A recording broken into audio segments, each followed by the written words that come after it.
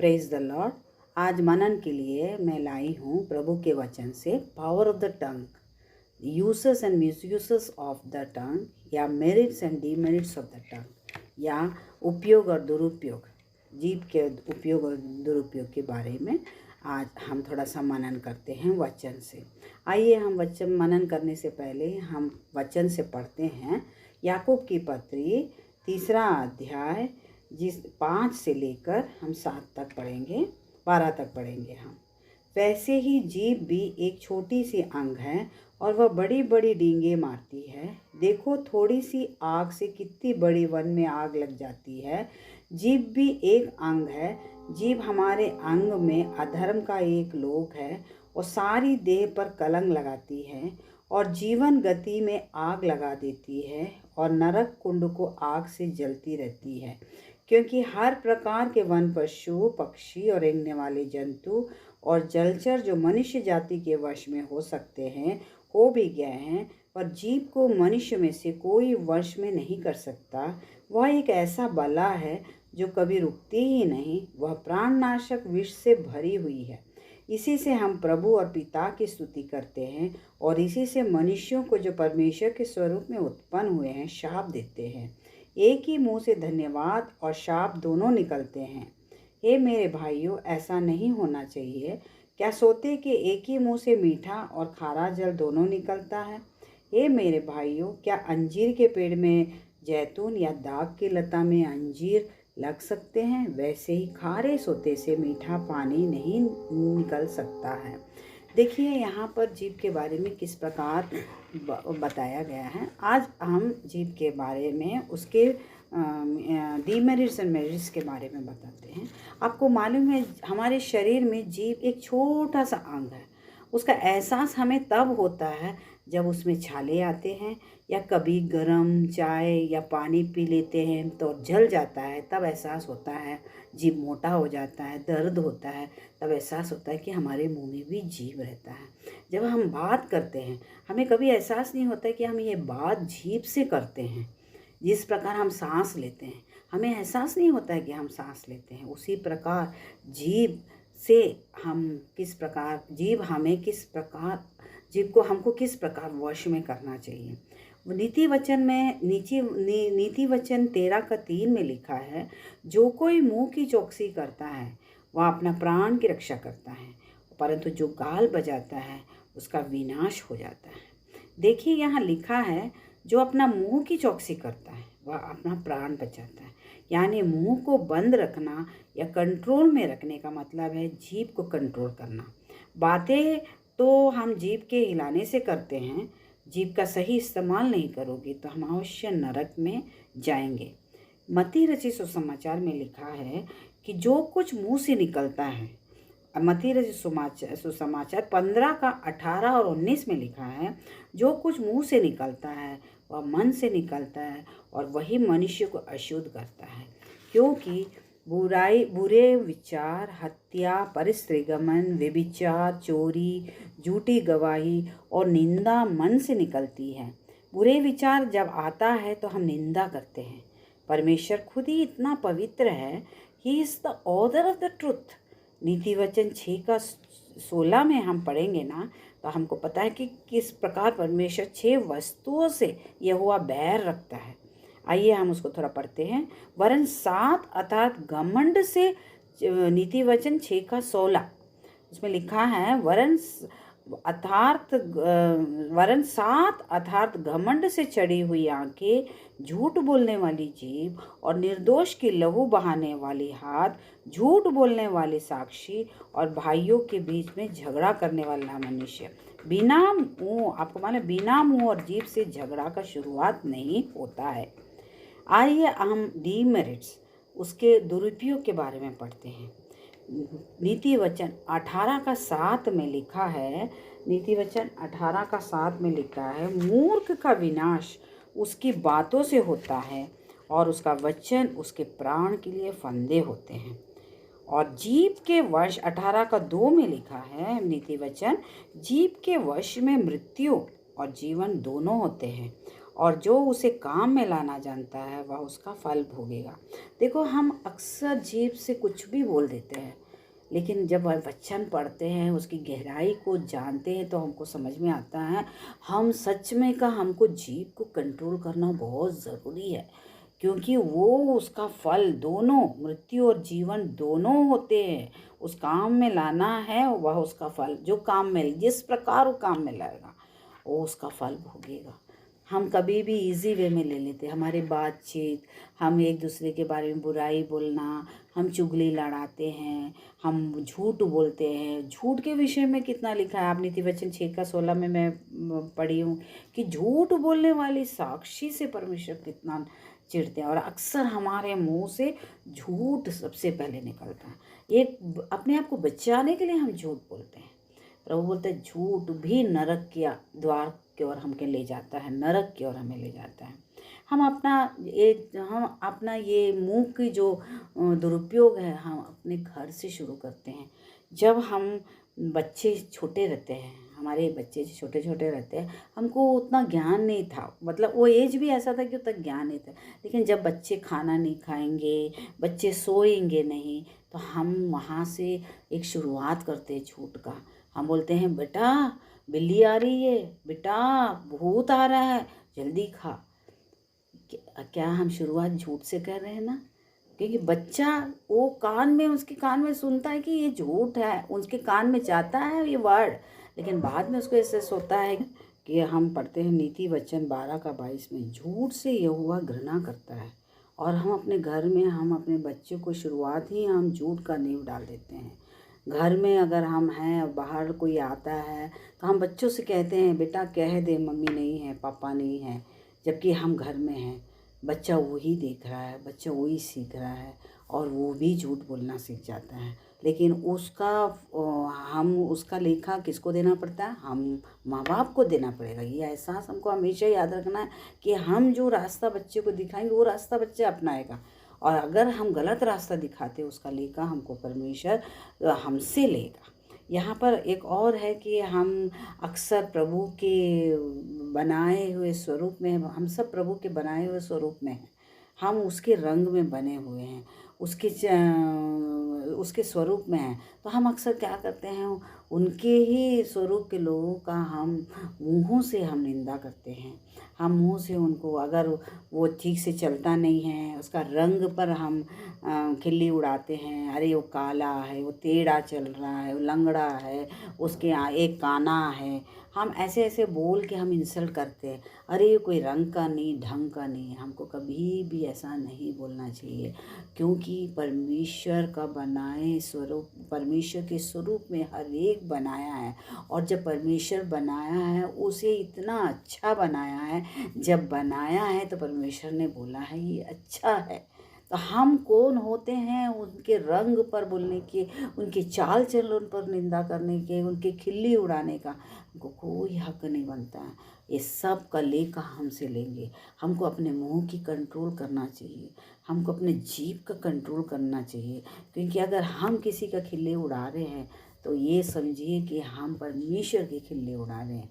हम किसी पर उंगली उठा रहे हैं तो समझ जाइए आप परमेश्वर पर उंगली उठा रहे हैं।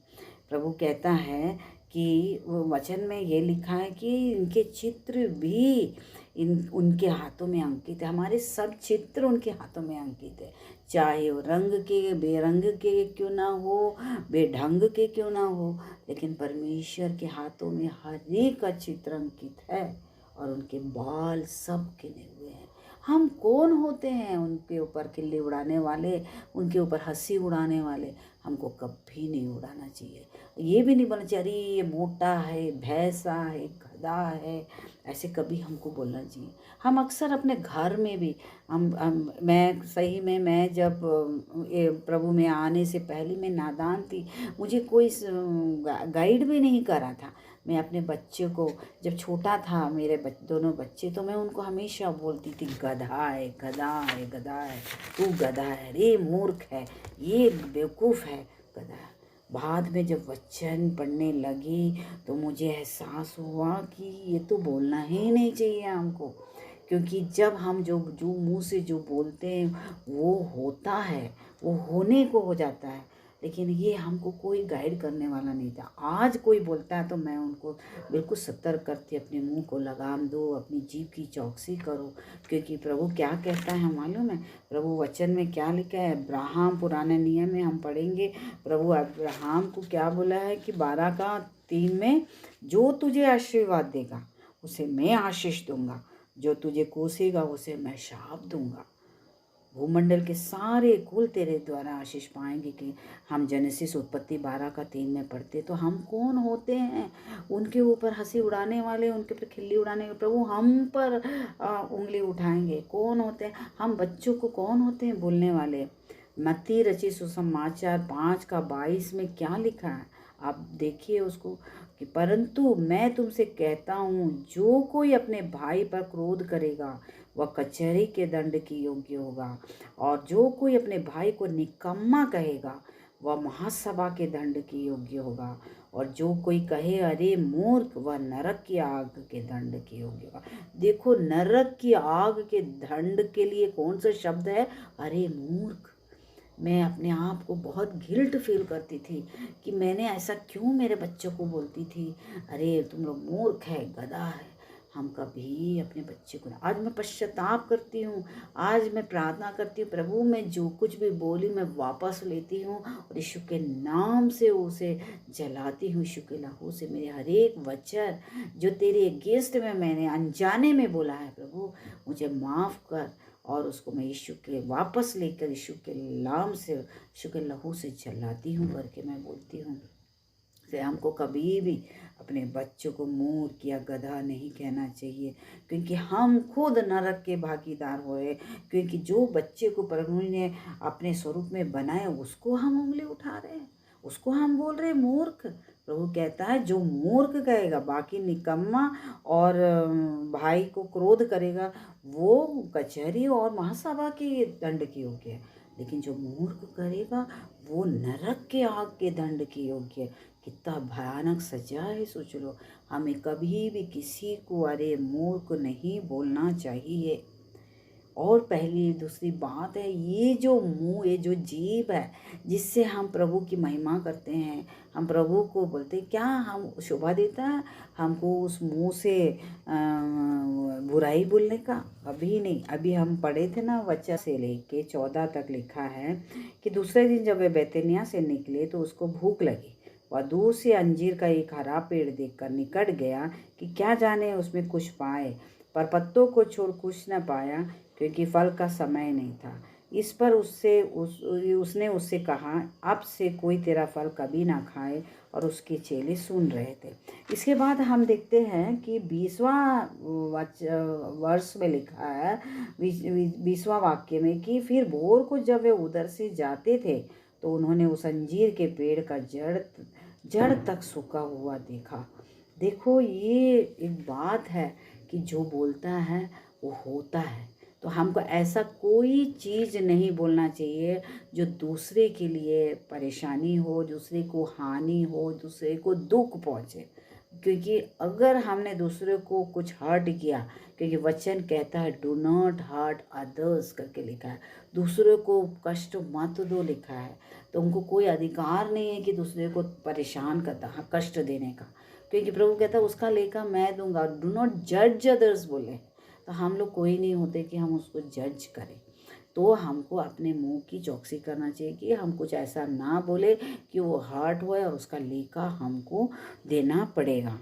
और इसके बाद हम देखते हैं कि अक्सर हम ये भी देखते हैं कि किस प्रकार हम लोग सोचते हैं कि हम जो भी कर रहे हैं अच्छा कर रहे हैं, कि हम चाहे जितना भी अच्छा कार्य करें, जैसा कभी करें, या यीशु मसीह पर विश्वास करे, दान दे, दशमांश दे, भूखे को खिला, प्यासे को पिला, पर अगर हम जीभ को गलत इस्तेमाल कर रहे हैं तो हम निश्चय नरक की कुंड में जाएंगे। नीति वचन 18:21 में क्या लिखा है? जीव के मृत्यु और जीवन दोनों होते हैं, और जो उसे काम लाना जानता है वह उसका फल भोगेगा। आइए हम ये तो सुन लिए हैं कि किस प्रकार दुरुपयोग करने से हम जीवन के किस मोड़ पर जाके पहुंच सकते हैं, क्योंकि हम नरक तक जा सकते हैं। एक छोटी सी जीव जो हमें नरक तक ले जा सकता है, एक छोटे के तो हम। और दूसरी बात है गाल बजाना, हमको गाल भी नहीं बजाना चाहिए। एक गाल बजाना मतलब चुगली लड़ाना, वो बहुत ऊंची शेखी बकारना इसको। और मैं एक और अर्थ उसका गाल बजाना लेती हूँ कि हम झगड़ा करते हैं तो ऐसे ऐसे बोलते रहते कि हम सामने वाले का सुनते ही नहीं, हम बोलते कंटिन्यू बोलते। वो भी एक तरह का गाल बजाना, वो भी एक पाप है, वो भी हमें नरक के ले जाते हैं। झगड़ा करना, गाल बजाना और शीकी बकारना, अपने आप को बहुत ये करना कि मैं बहुत बड़ा हूँ, ये सब एक तरह का झूठ है। और ऊपर से झगड़ा, लड़ाई, गाल बजाना। लड़ना नहीं है हमको, झगड़ा नहीं करना है हमको, गाल बजाना, शांत रहना है। अक्सर मेरे घर में झगड़ा होता है तो मैं बच्चे से बहस होता है तो मैं बच्चे को यही बोलती हूँ, गाल बजाना बंद करो, ये पाप है, ये नरक की ओर ले जाएगा। शांत हो जाओ। सामने वाला कुछ देर तक बोलेगा, उसके बाद वो चुप हो जाएगा। लेकिन जहाँ हमने बजाना शुरू करेगा तो सामने वाला भी बजाता रहेगा, माहौल और गर्म हो जाएगा। और कौन हंस रहा है? दुष्ट हंस रहा है। दुष्ट सोचेगा मैं जीत गया, लेकिन हमको दुष्ट को कभी हावी ना होने दे। हम वहाँ शांत होकर परमेश्वर के स्तुति करो, प्रभु प्रार्थना करें, उसकी सद्बुद्धि के लिए प्रार्थना करो। सामने वाला अगर गाल बजाता है, प्रेयर करो, शांत रहो। इससे क्या हम अपने आप को बचा सकते हैं। तो ये हम इतना देखें कि किस प्रकार हम हमारे प्रभु दुरुपयोग से जीव के बोलने से मतलब क्या क्या डिमेरिट्स हैं। झूठ बोलना, झूठा साक्षी देना, झगड़ा उत्पन्न करना यानी गाल बजाना, ठट्टा करना, शाप देना, अरे मूर्ख कहना, बड़बड़ाना, निंदा करना, दोष लगाना, मूर्खता की बातें बोलना, ये सब क्या है? ये जीव का नरक की ओर ले जाने का फल है। तो हमको कभी नहीं करना। बुड़बड़ाना के बारे में मैंने नहीं बताया। बुड़बड़ाना, अब पुराने नियम में देखो किस प्रकार इस्राएल लोग बड़बड़ाते थे। गिनती का पुस्तक 14:27 में क्या लिखा है? प्रभु क्या बोलता है? ये यहोवा क्या बोलते? ये बुरी मंडली मुझ पर बुड़बुड़ाते रहती है, उसको मैं कब तक सहता रहूं? इसलिए जो मुझ पर बुड़बुड़ाते रहते हैं उनको बुड़बुड़ाना मैंने सुना। 29 में लिखा है, तुम्हारा शव इसी जंगल में पड़ा रहेगा, और तुम सब में से 20 वर्ष के या उसके अधिक आयु के जितने गिने हुए मुझ पर बुड़बुड़ाते हैं, वो सब उधर उनके शव वहाँ पर पड़ेंगे। देखो बुड़बुड़ाना कितना बड़ा पाप है, कितना बड़ा ये है, मतलब नरक की ओर ले जाने का है, हमें नाश करने का है। हमको कभी बुड़बुड़ाना नहीं चाहिए, कभी हमको बड़बड़ नहीं करना चाहिए। हम शांत हो जाओ। कितना बड़ा सज्जा है कि वो हमें नष्ट कर देता है। जीभ से तो हम बड़बड़ा रहे ना, ये जीभ ही बड़बड़ाने का काम कर रहा है। देखो प्रभु किस प्रकार इस्राएल के एक एक लोगों को जंगल में 40 साल तक वहाँ पर घुमाया, और 20 साल से ऊपर जितने थे सब वहाँ पर मरे, सिर्फ 2 जन को छोड़कर बाकी सब जंगल में मर गए, उनके शव वहाँ सड़ गए। सोच लो कितनी बड़ी दुख की बात है। खुशी खुशी निकले कनान देश जाने के लिए, लेकिन उनका स्वभाव, परमेश्वर कितना सहा उनके हर एक चीज़ों को, लेकिन उनका बुड़बुड़ाना उनका जीवन का नाश हो गया, जीवन के लिए घातक बन गया। तो हमको बड़बड़ाना भी नहीं चाहिए। आइए हम देखते हैं कि मेरिट्स क्या है, जीव के जीवन से उसका अच्छा फल क्या है। जीव का जीवन का फल विश्वास के साथ घोषणा करना। हमको है ना अपने मुंह से विश्वास के साथ घोषणा करना चाहिए। उत्पत्ति 1:1 में लिखा है, आदि में परमेश्वर ने आकाश और पृथ्वी की सृष्टि की। पृथ्वी बेडोल और सुनसान और गहरे जल के ऊपर अंधियारा तथा परमेश्वर की आत्मा जल के ऊपर मंडराता था। जब परमेश्वर ने कहा उजाला हो, तब हो गया।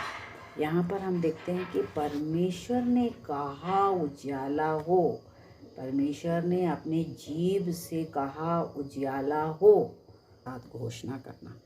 उसके लिए हम निकालते हैं उत्पत्ति का अध्याय 1 से हम पढ़ते हैं। देखो किस प्रकार परमेश्वर ने कहा और हो गया।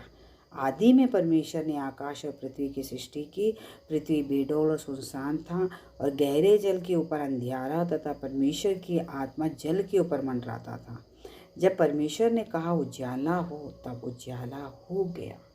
यहाँ पर हम पढ़ते हैं कि पृथ्वी बेडौल थी, सुनसान और अंधियारा था, पर परमेश्वर की आत्मा जल के ऊपर था। जब परमेश्वर ने देखा कि पृथ्वी कोई काम का नहीं और अंधकार ही अंधकार था, तो परमेश्वर ने कहकर उजाला लाया। देखो, मुंह से बोल कर लाया। परमेश्वर ने ना कि वहाँ पर बनाया, ना कि कुछ नहीं, उसने कह के, अपने वचन से कह के। तो किस प्रकार हमको अपने जीवन में कार्य लाना है, तो किस प्रकार हम वचन से, परमेश्वर के वचन से हम अपने कार्य की सफलता पा सकते हैं। कार्य हम अपनी जीव को सफलता के लिए यूज़ कर सकते हैं, क्योंकि हम जानते हैं हमारे जीवन में भी दुख, परेशानियाँ, बीमारियाँ, अशांति से भरा होता है और चारों तरफ जीवन में शून्यता या कोई प्रकाश नज़र ही नहीं आता। तो हमें निराश नहीं होना चाहिए। जिस प्रकार परमेश्वर ने अपने मुंह से कहकर उजियाला लाया, उसी प्रकार हमको भी अपने सारे दुखों को, सारे परेशानियों को हमको मुंह से बोल कर उसको दूर करना चाहिए। यीशु के नाम से दूर करना चाहिए, क्योंकि जाति जाति के पशुओं को, जल जंतु को, पेड़ वृक्षों को कहकर परमेश्वर ने सृष्टि किया। तो अगर हमको कुछ अच्छा हमारे जीवन में सृष्टि करना है, तो हमको वचन के द्वारा बोल के हमको सृष्टि करना है, करके हमको लाना है। जैसे कि जो रोगी है, वो कह सके, वो कहे कि यीशु मसीह के कोड़े खाने से मैं चंगा हो गया हूँ। मुंह से बोलो। हम जब बीमार हैं, हमारी परेशानियां हैं, उस कलवरी क्रूस की ओर देखो, जहाँ पर यीशु मसीह ने हमारे सारे पापों को, रोगों को, श्रापों को अपने ऊपर उठाकर हमें स्वतंत्र किया। उसको लेकर बोलना, प्रभु तेरे कोड़े खाने से मैं चंगी हूँ, ये बीमारी कुछ भी नहीं है।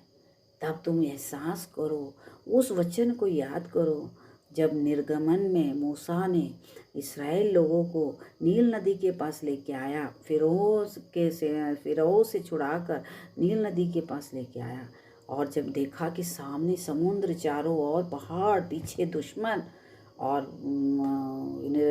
इस्राएल लोग बड़बड़ा रहे थे, तो कहाँ लेके आ गया हमको? क्या मिस्र देश में कब्रें नहीं थे कि जो हमको यहाँ पर लाया है करके? तो वहाँ पर मूसा ने क्या बोला? मत डरो, यहोवा तुम्हारे लिए लड़ेगा, यहोवा तुम्हारे लिए युद्ध करेगा।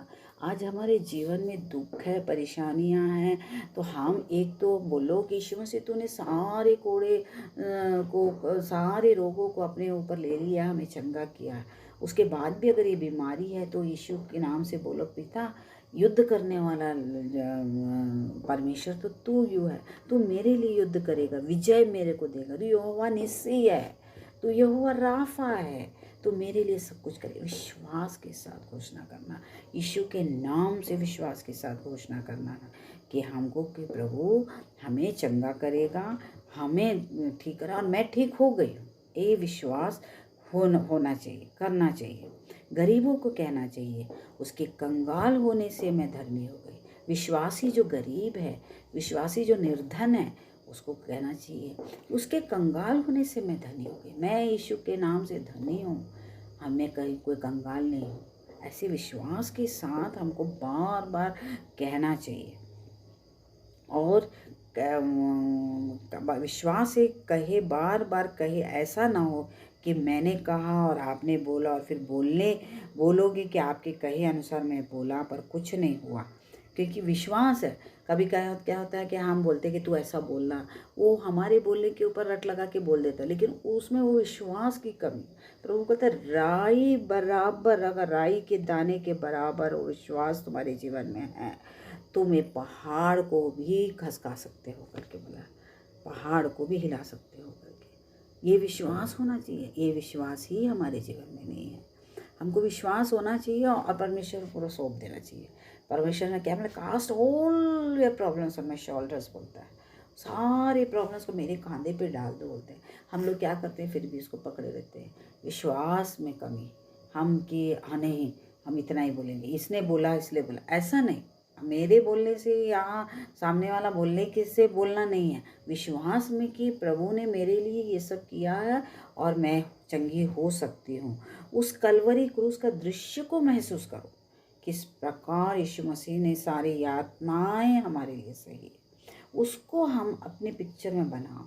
किस प्रकार यीशु मसीह ने पूरे चीज़ों को हमको लेके हुआ।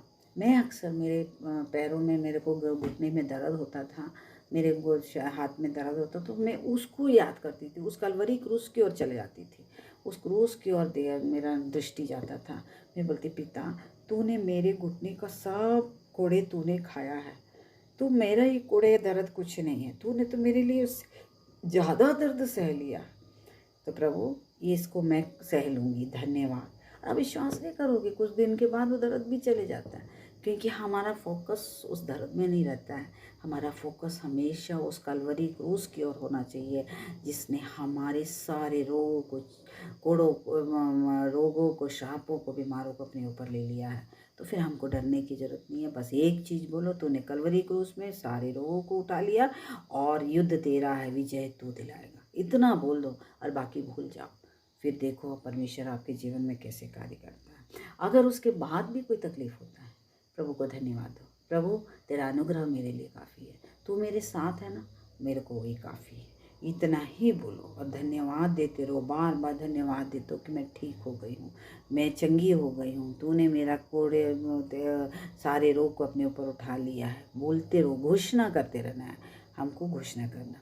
यही मैं हाल ही में बताती, मैं जब वेल्लोर में गई थी मेरा चेकअप के लिए, मेरे को पेट का प्रॉब्लम था, डॉक्टर ने बोला कि कोलोनोस्कोपी करना है करके।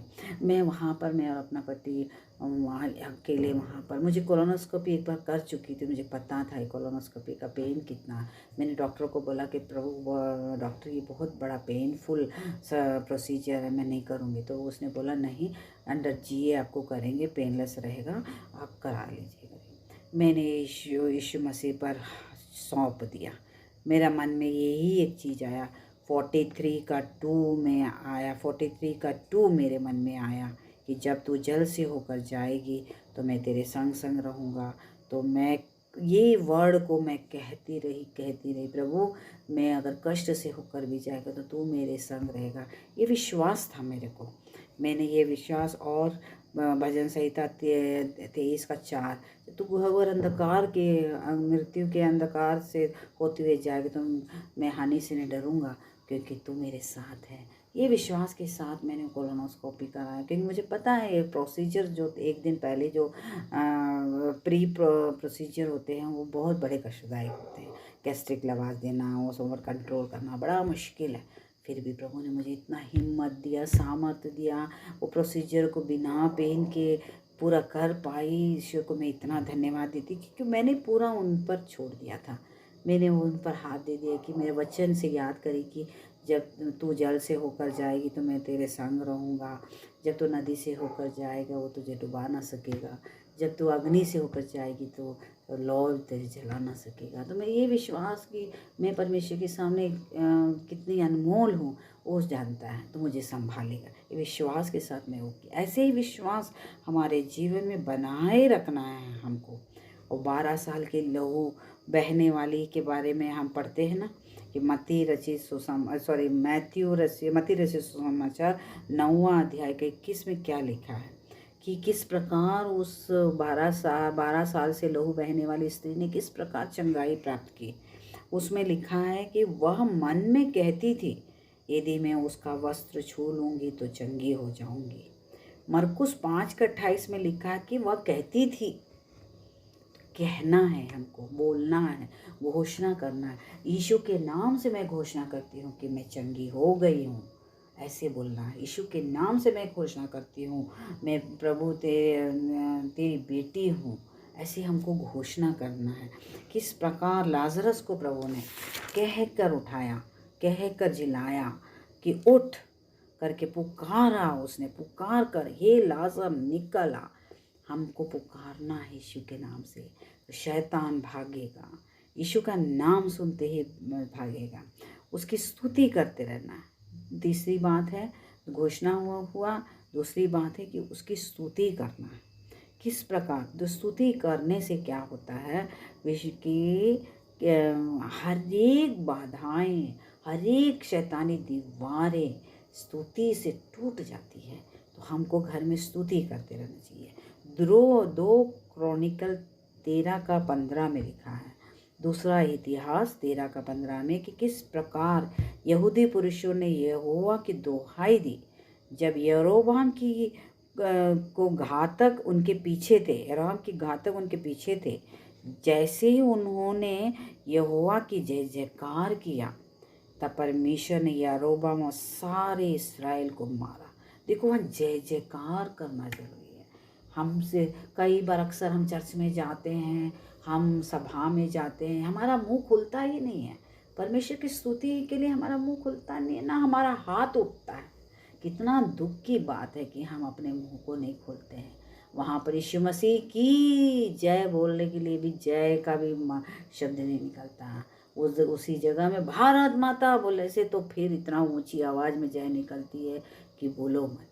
ऐसा है हमारा वचन, हमारा मुंह को शैतान जीभ को बांध देता है जब हम परमेश्वर की स्तुति करते हैं। ये बांधने का मौका तुम कभी मत देना अपने जीभ को। जहाँ भी महासभा, जहाँ भी परमेश्वर की सभा में बैठते हैं, प्रेयर मीटिंग्स में बैठते हैं, वह हालेलुया होता है। जोर से बोलो हालेलुया, जय जयकार करो। आपके जीवन के अंदर के हर एक बंधन जो शैतान बांधा है वो खुल जाएगा, वो टूट जाएगा और प्रभु विजय दिलाएगा। इसलिए परमेश्वर की स्तुति करने से, धन्यवाद रूपी स्तुति करने से प्रभु हमको क्या करता है, विजय दिलाता है। एक और एग्जाम्पल हम पढ़ते हैं यरीहो वॉल के बारे में। किस प्रकार यरीहो का पतन हुआ आपको मालूम है? योशुआ 6:1 से 20 तक हम पढ़ेंगे। ये पढ़ते हैं तो हमको पता चलेगा। यहोशू चैप्टर 6:1 से 20 में, कि किस प्रकार जय जयकार की ध्वनि के साथ यरीहो शहर अपना नींव से गिर पड़ी। जैसे ही इसराइलियों ने नरसिंगे फूके हुए जय जयकार किए, यरीहो वॉल गिर पड़ा। और इससे पहले उन लोग घूमते थे, उन्होंने चक्कर लगाए, यरीहो गिरा नहीं। प्रभु बोला जब जय जयकार करूँगा, तो जय जयकार नरसिंगे फूकते हुए जय जयकार किया, यरीहो वॉल गिरा। हमारे जीवन के हर एक बंधन, हर एक शैतानी ताकत को अगर आपका उसको तोड़ना है, आपको जय जयकार करना है, यीशु का नाम का जय जयकार करना है, यहोवा का जय जयकार करना है, परमेश्वर का जय जयकार करना है, आपके जीवन की हर एक दीवार गिर जाएगा। विश्वास से जय जयकार करना है। प्रॉब्लम की दीवार, जय जयकार से क्या क्या होते हैं, प्रॉब्लम की दीवारें गिर जाएगी। बस करें, हमको वो ब्लेसिंग्स हमारे जीवन में आएगा। हम दूसरों को ब्लेस करेंगे, वो जीवन हमारे, तो हमारे मुंह से जो ब्लेसिंग्स निकलेगा वो आशीष हमारे जीवन में आएगा।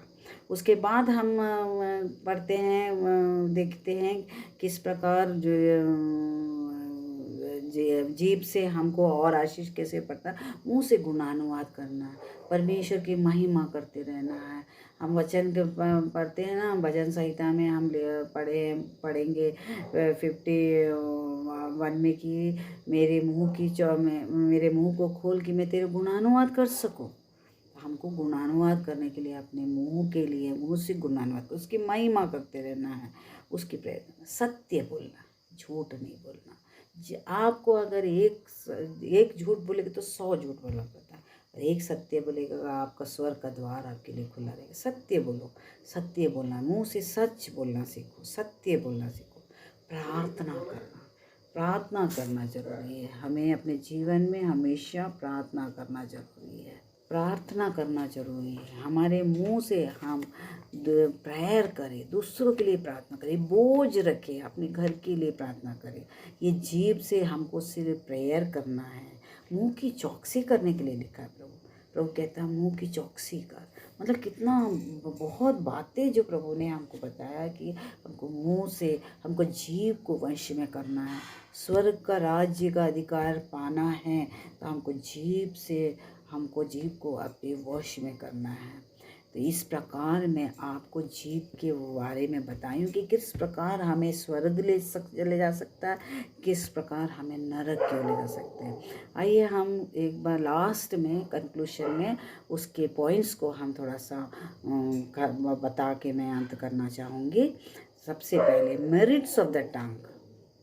आइए वचन को कंक्लूड करने से पहले थोड़ा सा हम समराइज कर लेते हैं कि मेरिट्स ऑफ द टंग क्या क्या है। विश्वास के साथ घोषणा करना, आशीष देना, धन्यवाद रूपी शब्द बोलना, मुंह से गुणानुवाद करना, स्तुति करना, जय जयकार करना, सत्य बोलना, प्रेयर करना, मुंह की चौकसी करना, ये सब हमारे जीभ का फल है जो हमें स्वर्ग की ओर ले जाएगा, स्वर्ग का रास्ता, स्वर्ग में पहुंचाएगा। दूसरा है डीमेरिट्स, उसके दुरुपयोग, किस प्रकार हम जीभ को के दुरुपयोग से हम नरक कैसे पहुंचते हैं। झूठ बोलना, झूठा साक्षी देना, झगड़ा उत्पन्न करना यानी गाल बजाना, सीकी बगाड़ना, ठट्टा करना, शाप देना, अरे मूर्ख कहना, बड़बड़ाना, निंदा करना, दोष लगाना, मूर्खता की बातें करना, ये सब फल है जीभ का जो हमें नरक की ओर ले जाता है। आइए हम अपने सिर को झुका के प्रार्थना करते हैं। धन्यवाद पिता, हालेलुया हालेलुया। प्रभु जी, सुंदर वचन से हमें इतना बड़ी बातें तूने हमें सिखाया प्रभु जी, हम धन्यवाद देते हैं प्रभु जी। सचमुच के हम इस वचन से अनजान दे पिताजी, तेरा ये वचन जो जीभ जो हमें स्वर्ग और नरक का फल बताता है प्रभु जी, उसको तूने आज हमें सिखाया प्रभु। धन्यवाद पिता। प्रभु हमें भी प्रभु हमारी जीभ को हम कंट्रोल करने की आशीष देना प्रभु। ये जीभ से हम तेरे गुणानुवाद कर सके, हम तेरी स्तुति कर सके, हम तेरे जय जयकार कर सके, हम दूसरों को आशीष दे सके प्रभु जी। और प्रभु जी हम दूसरों के लिए प्रार्थना कर सके प्रभु जी। हमारी जीभ को इस कंट्रोल में रखना प्रभु कि हम हर अच्छे भलाई काम इस जीभ से हम कर सके प्रभु जी, ताकि हम उस स्वर्ग तक पहुंच सके, उस अनंत जीवन को हम पा सके। पिताजी, आज तक हमने जो भी जीभ के द्वारा हमने गलत काम किया है, जीभ से हमने गलत बोला है, दुरुपयोग किया है प्रभु, हमें क्षमा करना। हर एक वचन जिससे हम जीभ से दुरुपयोग किए हैं प्रभु, उसको हम वापस लेते हैं यीशु के लहू से प्रभु जी, हम उसको झल्लाते हैं प्रभु जी, ब्रेक करते यीशु के नाम से प्रभु जी, स्वतंत्र कर देते हैं प्रभु जी हम अपने आप को प्रभु जी। प्रभु हम धन्यवाद देते हैं कि तूने हमें स्वतंत्र किया ये सब पाप से प्रभु जी, हमें सही मार्गदर्शन दिखाया प्रभु। आगे हमारे शरीर को, हमारे प्राण को, हमारी आत्मा को, हमारी जीभ को तेरे हाथों में सौंपते हैं प्रभु जी, तेरी इच्छा के अनुसार हम चल सके प्रभु जी। सुंदर वचन के लिए हम धन्यवाद देते हैं, उसके अर्थ को समझाने के लिए धन्यवाद देते हैं। सारा आदर महिमा तुझको देती हूँ, तो इकलौते पुत्र यीशु मसीह के सुंदर नाम से मांगती हूँ, आमीन।